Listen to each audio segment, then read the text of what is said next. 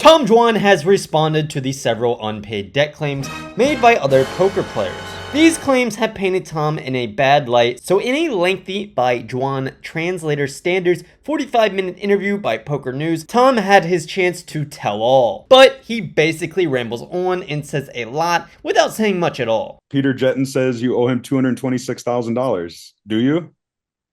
So days later, he does the same exact thing in an over 1.5 hour interview from HCL co-owner Nick Vertucci. To Vertucci's credit, he did a far better job at actually putting his foot down and saying, bro, you make no sense. Here's the question. Give me a straight up answer in the simplest possible terms, of which Tom really still could not do. Do you owe him anything right now? Not that I know of. It was clearly frustrating for everyone involved and obviously the viewer. In many eyes, these interviews only made Tom look worse. That said, Tom may have a case to his defense, but it has all just become so hard to scrape the facts out. So hard, in fact, it took days, and many reputable people in poker have tried and failed. So let's break down the full story and some of the key clips to see what we can actually make sense of. Starting off, the parties involved have pretty much flipped upside down. Whereas in my last video, I focused on Jungle, Haralabob, then Peter Jetten. In this one, I primarily focus on just Peter, as he has been the most recent and outspoken one, and is really the only dog left in this fight. Jungle has kind of brushed it to the side, and he has been paid back the majority of what was owed, while Haralabob is somewhere in the middle. Let's listen to Tom himself on where he stands with the three. I've been really grumpy with Jungle many times. He's been really grumpy with me, but like the more I talk to him, the more I think he's acting in pretty good faith, right? And I think he feels similar, right? And it's like the Peter spot, I feel extremely opposite. Bob is a little bit in the middle, but way closer to the Peter side. And so I think, you know, just to zoom out, if Jungle Man is the voice of reason and Peter and Bob are being way worse, then like, come on, you know? To get them out of the way, let's start with Jungle and Haralabob. At this point, over a decade later, Jungle and Tom both agree that Tom still owes Jungle money. Jungle, I think there's definitely been times both of us didn't handle something well by each other, but we've been able to like talk about those, and like in hindsight, I don't think, you know, yeah, there's some stuff he did I didn't really like. I can at least see a little bit why and stuff, right? I doubt I ever come to respect why even Bob did his, but definitely Peter's. Like, I'm never gonna, you know, like that come on. Like, that was some fucking scummy shit. Like, but at the same time, they are very cordial and friendly about things. The last we heard from Jungle, he was, quote, playing at Tom Dwan's therapist, as they happened to run into each other at a local high roller coffee shop and ended up taking this nice old picture together. These comments are pretty great. Quote, did he give you that jacket as collateral? And quote, Jungle vaults to the front of the line to get paid. Tom pretty much avoided questions about Jungle, as I'm guessing he's going to go on Jungle's podcast in the distant future. Can't wait. Do you still owe Jungle Man money from your heads up? like I said, I'd rather talk just with Jungle, Okay. but With Jungle, I gave okay. him 1.4 out of 1.5. My We're last pretty question. amicable. Yeah. You know, okay. I would rather talk with him that way, because we may not see every last detail eye to eye, and I think he's pretty, especially lately, I think we both think each other is trying to be pretty reasonable. Now things get far more dicey when it comes to Haralabob saying, quote, imagine owing someone for 12 years, scooping a $3.1 million pot right in front of the guy, him offering you a deal where he can make monthly 10 to 30K payments with zero interest, and then ghosting him while flying private back to whatever rock you crawled out from. Quote, couldn't be me. So if you don't know, Bob is referencing playing in the HCL $1 million cash game with Tom and winning a massive $3.1 million hand, but still not paying his debt owed even after Bob supposedly offered a 0% interest way out. Bob responded to some comments with, quote, it's more comical, stuff like this doesn't get to me. End of the day, he has to live his life knowing who he is. A very reputable and respected figure in poker, Sean Deeb, gets in there saying, quote, when it's such a low percentage of your net worth as it is, it's just annoying. It will never affect your life. And sadly, when people owe you amounts they think it's 0.1% or less of net worth, they think that justifies not paying a debt because they need it more than you. So Deeb is essentially saying 350K to Bob is nothing because Bob has tens of millions of dollars. Bob responds that it has more to do with Tom just taking advantage of his kindness because Tom knows Bob will never do anything drastic to get the debt back, which, as we saw from Tom in the past, may involve getting into the time Bob worked at the Mavs and was possibly betting on games or something to do with that. And finally, Bob posts a gif of this kid dancing at the club, funny enough, the same one I used in my last video, and says, well, that was fun, it's over. Gotta say, after reviewing all of the interviews, Tom's side is not looking good here. In this clip, he says him and Bob are settled, but then says the only thing it could be about is, quote, someone else's money he guaranteed. Bob and I's numbers are settled, right? The only thing there's any potential up in the air, anything, is someone else's money I guaranteed. Without getting too far into those details, if Tom guaranteed money on someone else's behalf, he should pay it, right? I don't know. Then Tom literally says there is an argument to why Tom himself should have to pay Bob, but only if Bob is being nice. Like, if you want to bring up this 350 that there's some argument maybe I should owe some part of or something like that, fine, we can talk if we talk reasonably. If you try to say, fuck you, you must, I'm like, no, I don't care if I should owe some or not, fuck you. Like, I mean, I get Tom would be more annoyed if someone is not being cool or nice in these situations, but if he owes money, just pay it. Tom gets way more into this later with Peter. And finally, Bob is, quote, penny pinching. And be like, oh, buddy, let me penny pinch this 350. Maybe you should still cover, or one time you said you would. I'm like, if I said I did, it's before you were a fucking huge scumbag about it, right? Now, when it comes to Peter, Tom seems to have three main problems or counterpunches to Peter's right hooks: the accounting of what is owed, the makeup owed, and the supposed lying or integrity of Peter. To simplify, Peter claims that Tom promised to pay for his participation in a poker tournament series in Australia in 2020, but Tom hasn't paid him back even after 4 years. Additionally, Tom used to financially support Peter's participation in these tournaments, but stopped when Peter began accumulating debts known as makeup. Let's break down what makeup means. Peter covered the costs for these tournaments up front,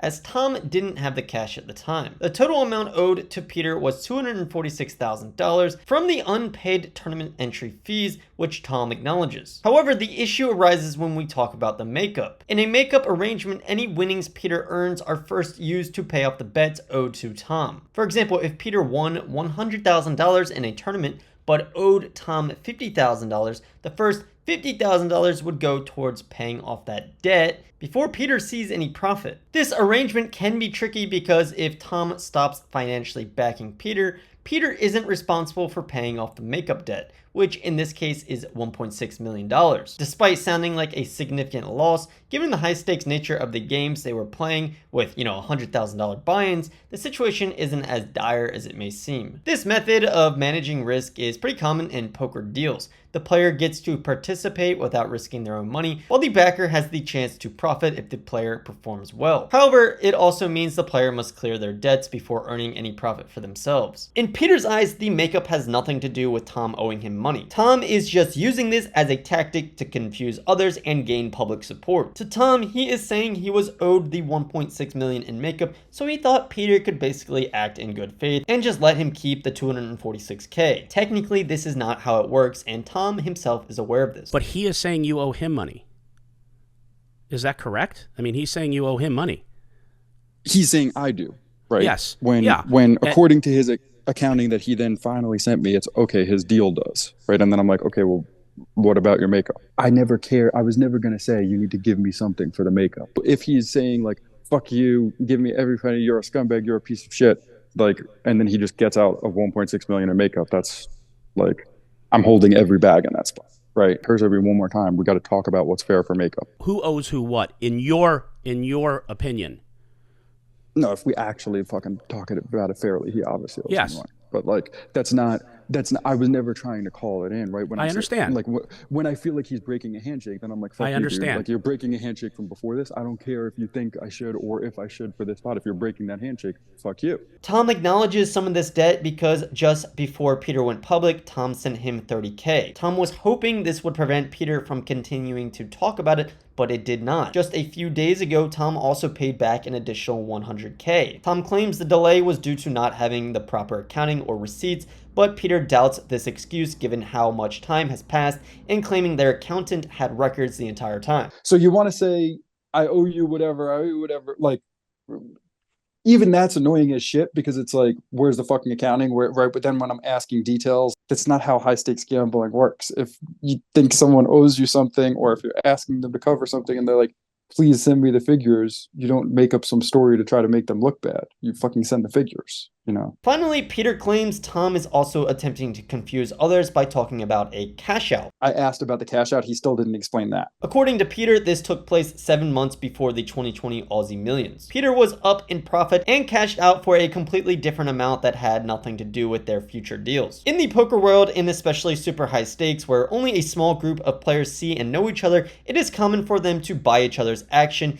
and to just make these deals with their word as they trust they will be paid back, especially with longtime friends like Tom and Peter once were. For over 15 years actually, that is a long friendship, which is why Tom especially feels burned to have this happen to him. Right, with Peter, like, I really don't,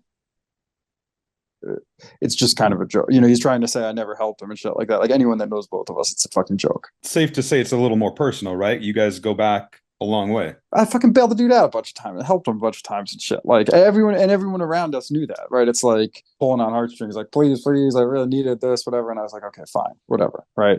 And that's what this was too. I was like, okay, fine, I'll just say yes. I won't give you a hard time, fine. But he did something a bit sneaky. You expect a different level of kind of behavior of someone you fucking like helped out a bunch of times, Sure. shit, right? Tom is hurt and feels betrayed by Peter, who went public with this. This is relatable. I think anyone who is in this spot would feel that way. Tom describes feeling, quote, grumpy. I wouldn't necessarily think Tom would be the type to use this word, but here we are. I'm going to ask you a direct question. Definitely making me grumpy. Yes. Well, I'm grumpy now. I'm forgetting what I was going to say. I mean, I can go check the text, but I'll get grumpy and like that would be like more forgivable. I'm still grumpy about it, but In your mind right now, as we're talking, then, do you feel that you are square with Peter and you don't owe him anything?